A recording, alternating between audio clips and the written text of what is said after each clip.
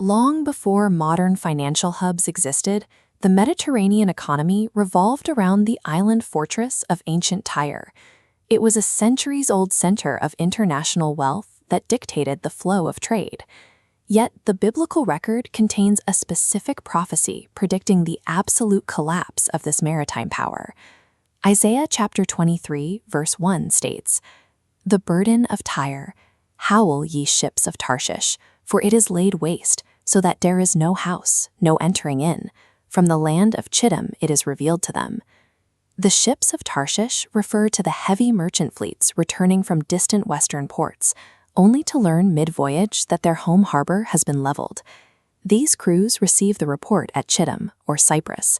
Historically, this island served as the final deep-water harbor on the route to Tyre. It is here that the sailors realize they no longer have a city to return to.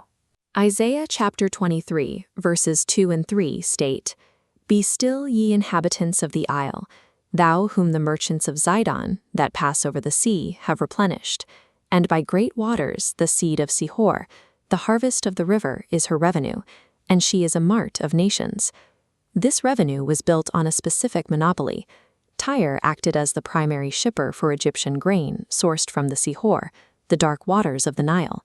By controlling the transport of these harvests, Tyre made itself indispensable to the surrounding nations. The removal of this commercial engine breaks the logistical link between Egyptian agriculture and the Mediterranean markets, leaving the region's trade partners without their primary transporter of food and goods.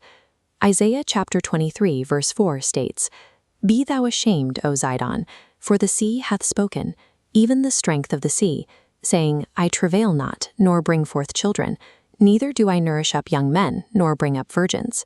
The island city, once the strength of the sea, is described here through the imagery of a mother grieving a total loss of her offspring. This signifies a total loss of the city's future labor force.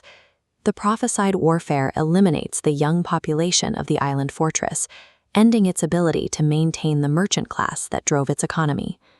Isaiah chapter 23, verses 5 and 6 state, "As at the report concerning Egypt, so shall they be sorely pained at the report of Tyre. Pass ye over to Tarshish, howl ye inhabitants of the isle." This news triggers widespread alarm in Egypt, while the surviving Tyrians are forced to flee to their furthest western colonies. The Egyptian government recognizes that the fall of the Tyrian fortress removes a major strategic buffer. With Tyre gone, the Babylonian and Grecian war machines have a clear path to advance toward the Egyptian border. The fall of Tyre shifts the regional balance of power, as its removal leaves neighboring territories vulnerable to these advancing northern armies. This leads to a question of agency. Who possesses the authority to dismantle an economic power that had been established for centuries? Isaiah chapter 23, verses 7 and 8 state, "Is this your joyous city, whose antiquity is of ancient days? Her own feet shall carry her afar off to sojourn. Who hath taken this counsel against Tyre, the crowning city, whose merchants are princes, whose traffickers are the honorable of the earth?"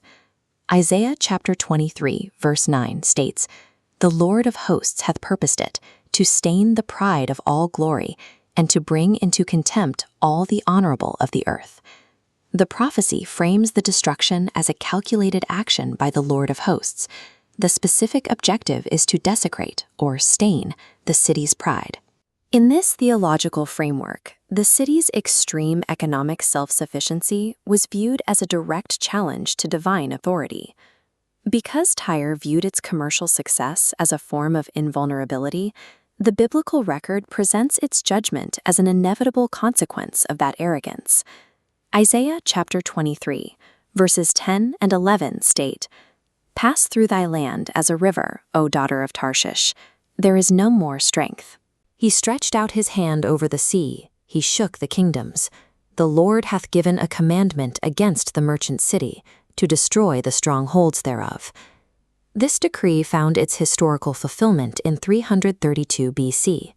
While the island fortress had resisted previous sieges by Assyria and Babylon, it eventually fell to Alexander the Great. To reach the island, Alexander utilized the ruins of the mainland city. His engineers threw the massive stones and timber into the water to build an artificial land bridge, creating a causeway that allowed his siege engines to breach the island's walls. Isaiah chapter 23 verse 12 states, "And he said, Thou shalt no more rejoice, O thou oppressed virgin, daughter of Zidon. Arise, pass over to Kittim. There also shalt thou have no rest."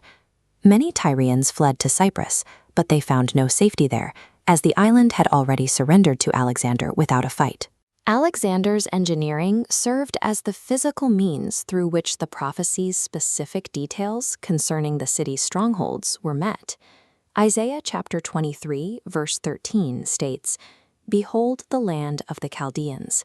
This people was not, till the Assyrian founded it for them that dwell in the wilderness. They set up the towers thereof, they raised up the palaces thereof, and he brought it to ruin." Historically, the Assyrians originally fortified Babylon. However, the Babylonians eventually defeated the Assyrians in 612 BC and subsequently subjected the city of Tyre to a 70-year period of rule. Isaiah chapter 23, verse 14 states, "Howl ye ships of Tarshish, for your strength is laid waste." This reiterates the destruction of the fleet's home port and its primary source of power. The very empires that built the region's infrastructure were used to dismantle its most profitable market.